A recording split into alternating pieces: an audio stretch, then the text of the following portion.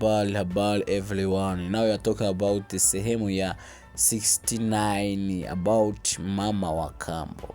Ijuma mchana kileta ya mboga ilituachiwa nazi mbichi 3 zilizoja maji. Mama wa kambo aliweka moja kwenye bakuli upande wa dirisha. Akaniambia ibaki ipowe jasho. Sikuifahamu maana yake mpaka alipofungua nyingine kwa shoka ndogo siku iliyofuata. Maji yalitiririka matamu bila harufu ya kukaba aliogopa zamani. Ya 3 aliacha rafu ya chini. Tutamimina wa jioni. Niliuliza kwa nini tusizifungue zote. Akanijibu kwa kutikisa kijiko kwenye bakuli. Saa ya nazi huonekana ikipumzika. Ilikuwa hesabu ya mpangilio, si kukitunza bure. Mchana wa Jumamosi nilimwaga maji ya nazi ya 3 kwenye mtungi wa oa lililokuwa limenyauka pembeni mwa sito.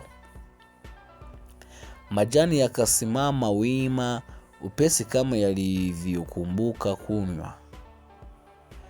Baba alipouliza kwa nini majani ya menawiri ghafla, sikueleza. Nilimwonyesha bakuli tupu la nazi kwenye dirisha. Alianza tabasamu, akaendelea na gazeti. Sehemu ya 69 sinazi baridi peke ni bakuli kando ya dirisha. Kijiko kilichotikiswa kama alama na maji yaliyopelekwa kwa ua badala ya glasi. Hatujengi uhusiano kwa kuzifungua zote mara moja. Tunajenga kwa kuacha nazi ipumzike. Tuitumiwa kwa wakati wake, moja kwa kiu, moja kwa kupumua, moja kwa mtungi, ili kitu kiwe hai kwa vipimo vidogo.